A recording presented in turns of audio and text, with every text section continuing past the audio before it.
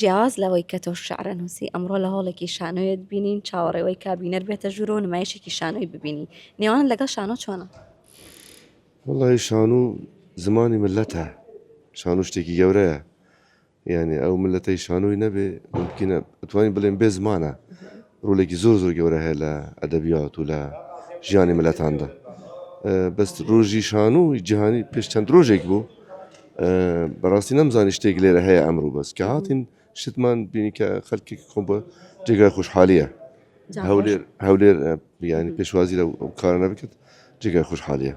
خۆشببختانە دوێنێ چوار خانمی جوان و ڕنگین و سنگینی دهۆک لێرە لەسەر تەختی شانۆ نمایشیانە بوو خۆزگە و کاتە لێرە بوویتە بەداخەوە لێرە نەبووم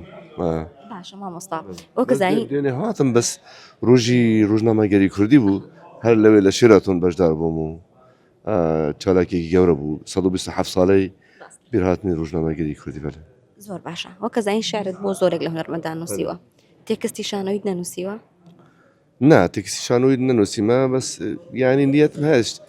شانۆی شعری شتێکم وەک فکرێکم هەیە بەس هێشتا نەمنووسیە بەڵام هاتیم بۆ ئێرە لەگەڵ مامۆستا هەڵکەوت کارێکی گەورەیەکی دێ مامۆستا هەڵکەوت شعرێکم نووسیە تێکستەکەی منە ئەو لەحنی کردیە کارێکی نەتەوەی نیشتیمانیە کارێکی کوردستانی فراوانە بەتایبەتی لەگەل کاودان و زروفی ئەمەی ئێستا کوردستان و تێدا ئەژیت کاودانێکی باشە ینی لە باکوور لە ڕۆژئاوا دۆزی کوردی بەرەو پێش دەچێ گرنگی زیاتر دەدەن و حکوومەتی ڕسمیش بە دۆزی کوردی ئەو فکر بوو مامۆستا هات وەڵام منی ئەوە داوای لە من کردنی شتێکی یانی شتێکمان نووسیە بە 5 زاراوەی سەرەکی کوردی شتێکی جوان دەرچووە و توماریان کردی انشاءالله لەقتەیەک مامۆستا گوتی حەزەکەم توش لەگەڵمان بی لە کلیپەکە هەروە تەماشای دەکەی وجا بە خۆشحالیەوە هاتم بە ئەوەی بەیەکێک لە ئەکتەرەکانی ناو کلیپەکە بەس بۆ مەقتایەکی کورد وەکو بینەر گەلێ تەماشای دەکەی ئەوها